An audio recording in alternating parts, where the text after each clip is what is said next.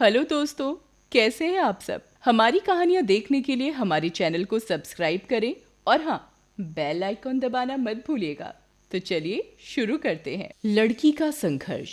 ये कहानी शाहपुर नामक एक छोटे से गांव की है। हरिया एक गरीब किसान था।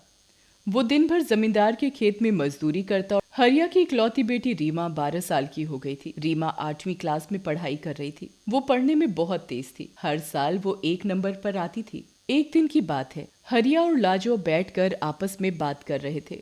अपनी बेटी रीमा अब शादी योग्य हो गई है, तो मैंने कल लड़के वालों को बुलाया है अपनी बिटिया को देखने के लिए। अरे वाह, ये तो बहुत अच्छी बात है। तभी वहाँ पर रीमा आ जाती है और कहती है, बापू मुझे अभी ब्याह नहीं करना है। मुझे सरपंच जी की बेटी की तरह आगे पढ़ाई करनी है।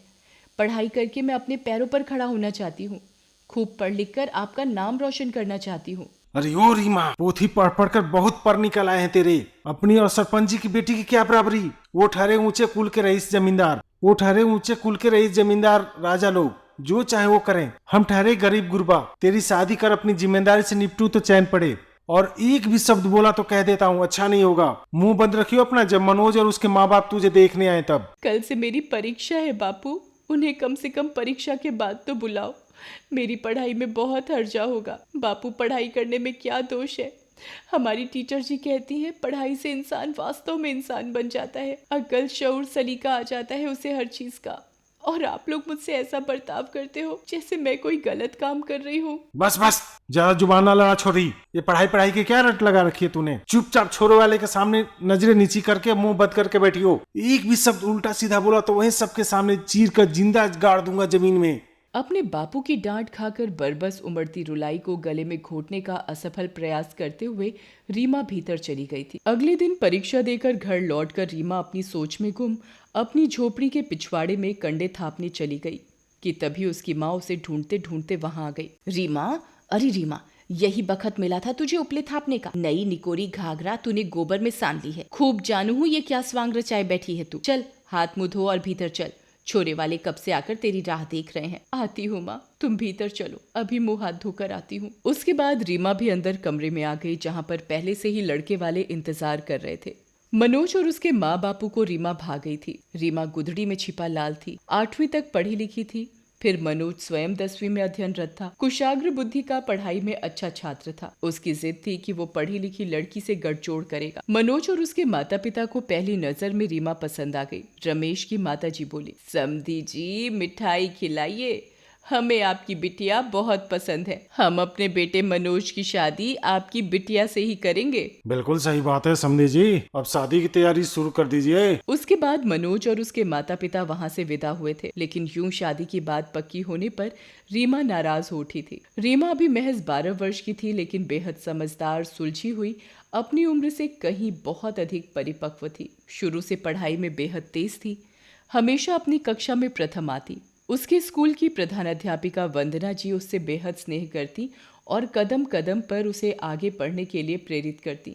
उन्हीं के मार्ग निर्देशन में रीमा 8वीं कक्षा में आ पहुंची थी। वंदना जी ने अपने सतत प्रोत्साहन से उसके अंतर्मन में शिक्षित होने का जुनून भर दिया था। अगले दिन स्कूल पहुंचकर रीमा ने सारी बात अपनी प्रिंसिपल वंदना जी को बताई। सारी बात सुनकर वंदना जी ने रीमा से कहा, बेटी तुम परेशान मत हो, मैं बात करूंगी तुम्हारे माता पिता से। मैं समझाऊंगी उनको, तुम सिर्फ पढ़ाई पर ध्यान दो। क्लास खत्म होने के बाद वंदना जी रीमा के घर गईं और हरिया से बोली, देखिए आप लोग, रीमा भी बहुत छोटी है। सरकार के अनुसार भी 18 साल से नीचे आप रीमा की शादी नहीं कर सकते। रीमा को अभी पढ़ने दीजिए, अभी इसकी उम्र ही क्या है। देखिए मैडम जी, हमें ना समझाइए। मेरी बिरादरी में इक्का दुक्का को छोड़कर सभी लड़कियों को ब्याह 10 से 11 साल की भी हो जाता है। अब मेरे ऊपर भी बिरादरी का बहुत ज्यादा दबाव है। मैं अपनी बेटी को आगे नहीं पढ़ा सकता। कुनबे की सारी छोरे की शादी हो गई और अपना घर बार संभाल रही हैं। बस ये रीमा ही कुमारी बैठी है। अब हम आपकी बात का मान नहीं रख पाएंगे। हमें माफ करो टीचर जी। अगले महीने तो रीमा की शादी होकर रहेगी, ये मेरा अटल फैसला है। और शादी तो होकर रहेगी। आप जा सकती हैं यहाँ से। वंदना जी वहां से निराश होकर चली जाती हैं। जैसे जैसे रीमा के ब्याह की तिथि नजदीक आती जा रही थी, रीमा के हाथ पैर फूलने लगे थे। उसे अपने विवाह को टालने की कोई जुगत सूझ नहीं रही थी। तभी उसके दिमाग में अचानक से आइडिया आया।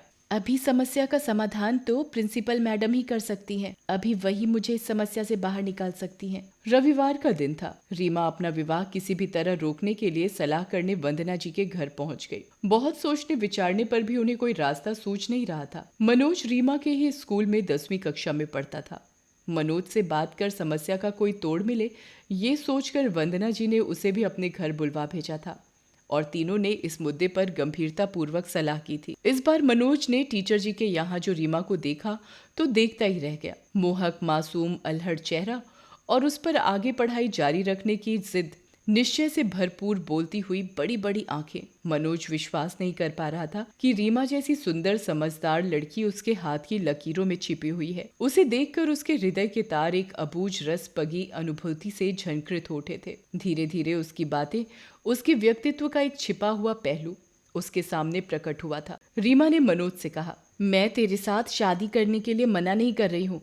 माँ बापू ने जो 7 जन्मों का रिश्ता तेरे साथ जोड़ दिया, मरते दम तक निभाने को राजी हूँ मैं, लेकिन मैं अभी बस आगे पढ़ना चाहती हूँ किसी भी तरह। टीचर जी कह रही हैं कि पुलिस ही हमारी इस शादी को रोक सकती है, लेकिन अगर पुलिस मेरे घर आई तो बहुत बदनामी होगी, माँ बापू दुखी होंगे। तुम ही कोई राह सुझाओ अब। 12 बरस की लड़की की इतनी बड़ी बड़ी बातें सुन मनोज हक्का बक्का रह गया था और बोला, तो तुम मुझसे शादी करने के लिए राजी है?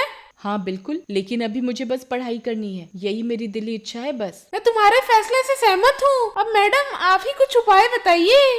देखो, इस शादी को रोकने का एकमात्र उपाय इसमें पुलिस का हस्तक्षेप होगा। उसके बिना ये शादी किसी भी सूरत में नहीं टल सकती। फिर वंदना जी ने अपनी योजना उन दोनों बच्चों को बताई।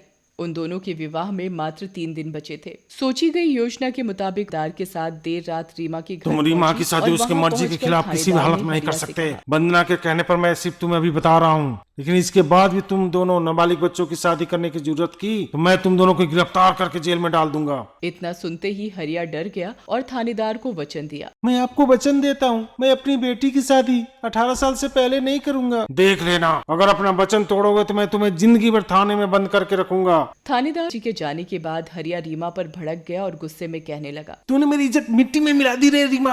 आज तेरी वजह से पुलिस मेरे चौखट पर आई है। दूर हो जा कलंकनी मेरे नजरों से। कल सारा का सारा गांव मुझ पर हंसेगा, मुझ पर थू थू करेगा। हरिया क्रोध से अपनी बेटी पर गरज ही रहा था कि तभी वहां मनोज और उसके माता पिता आ पहुंचे थे। भावी दामाद और समधी समधन को अनपेक्षित रूप से घर आया देखकर हरिया भौचक्का रह गया था। तभी मनोज ने कहा, पिताजी अब गांव भर के सामने रीमा के साथ मेरा रिश्ता पक्का कर दो।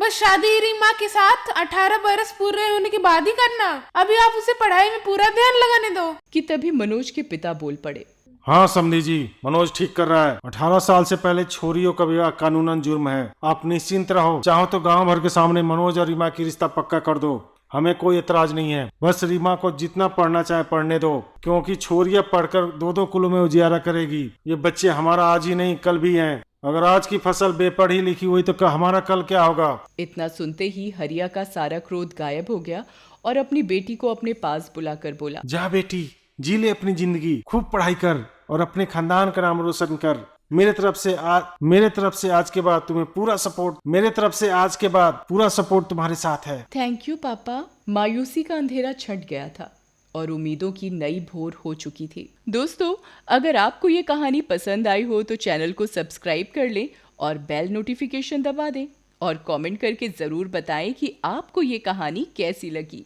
धन्यवाद।